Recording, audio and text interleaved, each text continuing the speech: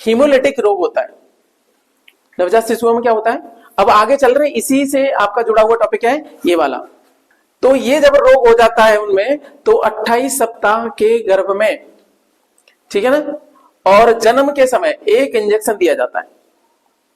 यदि नहीं दिया गया तो बच्चा क्या है, मर जाएगा और गर्भपात कराना होगा। ये तो है आपकी इंफॉर्मेशन। ये रोग हो जाएगा तो 28 सप्ताह का मतलब क्या होता है, एक महीने में 4 होते हैं, ठीक है ना, तो कितने हो गए, 4 सप्ताह 28, लगभग 7 महीने का जो गर्भ हो जाएगा तब एक इंजेक्शन लगेगा, और बच्चा जब पैदा होगा तब इंजेक्शन लगेगा, ठीक है ना। अभी क्या है, कैसे करके इसको हम डिटेल में अब देखते हैं, चलिएगा। इसमें कंडीशन क्या है हीमोलिटिक रोग होने की, देखिए पिता कैसा है, RH पॉजिटिव, पिता कैसा है, इसमें इनकी जो आरबीसी है, पिता की जो आरबीसी है उस पर ये रेसेस फैक्टर पाया जाता है पूरे ब्लड में, है ना, जितनी आरबीसी। और मदर RH पॉजिटिव हो, RH पॉजिटिव हो तो कोई टेंशन ही नहीं है। समस्या कब है भाई, मदर क्या है आपकी RH negative. Mother RH positive है तो फादर पॉजिटिव हो नेगेटिव हो कोई दिक्कत नहीं है, लेकिन मदर यदि नेगेटिव है और फादर नेगेटिव है तो समस्या नहीं है। नेगेटिव नेगेटिव होते तो समस्या नहीं थी, इधर पॉजिटिव है इधर वो है। अब जो बच्चा डेवलप होगा RH नेगेटिव उसका डेवलप हुआ तो कोई टेंशन नहीं है, वो तो डिपेंड करता है ना कौन सी आपका जीन प्रबल हो गई, ठीक है ना। बच्चा आपका हो गया RH पॉजिटिव। अब 2 जगह लड़ाई है सर, क्या है कि मदर का पूरा ब्लड है RH नेगेटिव वाला, और इसका क्या है जो आपका गर्भ में पल रहा है उसका RH पॉजिटिव है, ठीक है ना। ठीक है, तो क्या होगा, तो पहली संतान तो आपकी क्या हो जाएगी, नॉर्मल हो जाएगी, कोई दिक्कत नहीं है, ठीक है ना। लेकिन थोड़ा बहुत आपका ब्लड जो है ना टच में आ ही जाता है थ्रू प्लेसेंटा, और ठीक है ना, किसी के जरिए भी आ जाता है।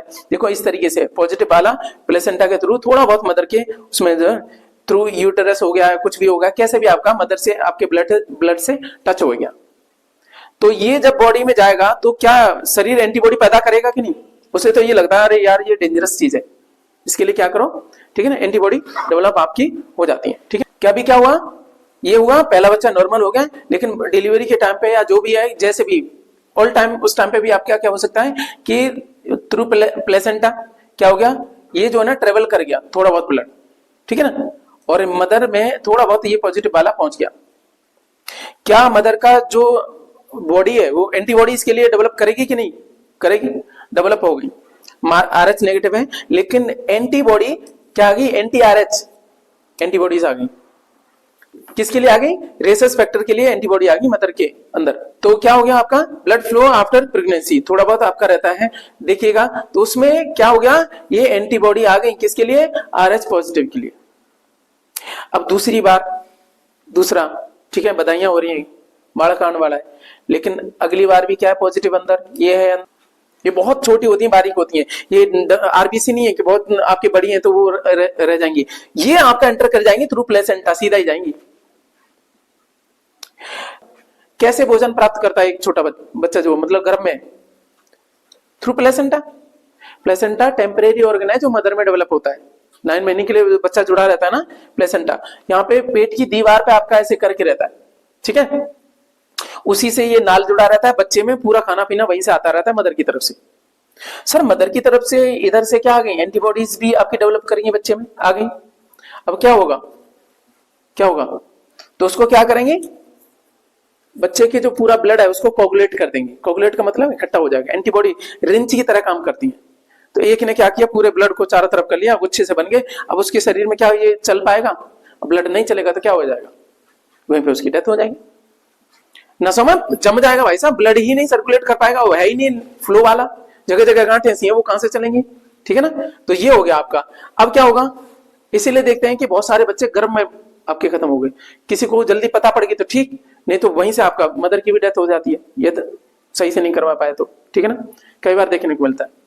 गाँव वगैरह में देखोगे शादी वगैरह होती है, पहला बच्चा हो गया, दूसरा बच्चा उन्होंने ध्यान ही नहीं दिया, क्योंकि आजकल क्या पता है, खेत से शादियां हो रही हैं, खेत कितना है, नौकरी कितनी है, यही नहीं देखा कि ब्लड ग्रुप भी देख लो भाई, ठीक है ना, मदर नेगेटिव है तो वहां टेंशन हो जाती है, ठीक है ना, इस बात का ध्यान रखना। चलो ठीक है, आपकी शादी तो करा दी थी, भले ही खेत देख के हुई या जॉब देख के हुई, अब क्या करें, तो क्या एक ही करें, दूसरे का कोई चांस नहीं है, नहीं, या तो मदर मरेगी या आपका बच्चा मरेगा, ये होता भी है, अभिमन्यु का केस क्या रहा है, नहीं पता है ना किसी को, ठीक है ना। तो यही है, जो जान है सो तान है भाई। ऐसे कहते हैं ना, पढ़ाई लिखाई केवल एग्जाम के लिए नहीं भाई, आपकी जिंदगी में भी काम आते हैं छोटी छोटी बातें ये। ऐसी जगह पे भी कनेक्शन बैठते हैं, वहां पे पता ही नहीं पड़ता है पॉजिटिव है नेगेटिव है, कनेक्शन पहले बढ़ गया। अब क्या करें, बारक होंगे नहीं होंगे, ठीक है। तो उसके बारे में बात कर लेते हैं। आपको ध्यान क्या रखना है, अच्छा जो हिमोलिटिक रोग था उसको कई बार दूसरे शब्द में बोलते हैं एरिथ्रोब्लास्टोसिस फेटालिस। बोलो मेरे साथ, एरिथ्रोसाइट बोला जाता है ना आरबीसी को। तो क्या है एरिथ्रोब्लास्टोसिस, उसमें ब्लास्ट हो गया। फिटेलिस जो फीटस है, बच्चा अभी गर्भ में है, उसको फीटस बोलते हैं ना, है ठीक है ना। अच्छा बच्चा पैदा भी हो जाता है तो पूरा और उसका शरीर लाल लाल रहता है, वो दिक्कत हो जाती है उसकी, ठीक है ना। अब आपको इंजेक्शन लगने हैं, कौन से वाले लगने हैं, IgG, anti D antibody. Anti D, D बोले तो आपका रेसस फैक्टर, डी बोलूं या आरएच फैक्टर बोलूं एक ही बात है ना। आरएच फैक्टर बात समझ में आई नहीं आई, अभी मैंने बताया था ना, डी एंटीजन भी बोलते हैं इसको। तो एंटी डी एंटीबॉडी आप दे देते हो, ठीक है ना। आईजीजी ऐसे करके रहता है, इम्यूनोग्लोबुलिन जी ऐसे करके पूरा नाम है इसको। आईजी का मतलब इम्यूनोग्लोबुलिन, ठीक है ना। इसका क्या है, आपका इंजेक्शन लग जाता है, इसको ऐसे भी बोलते हैं आरएचओ डी इम्यूनोग्लोबुलिन, आपका क्या इंजेक्शन दिए जाते हैं। बड़े गौर से पढ़ रहे हो है ना इस टॉपिक को, तो चलो सही है। गलती कर गए, गलती ना हो जाए तो देख लेना ना, मदर नेगेटिव हो ही ना, कोई टेंशन ही नहीं है, ठीक है ना।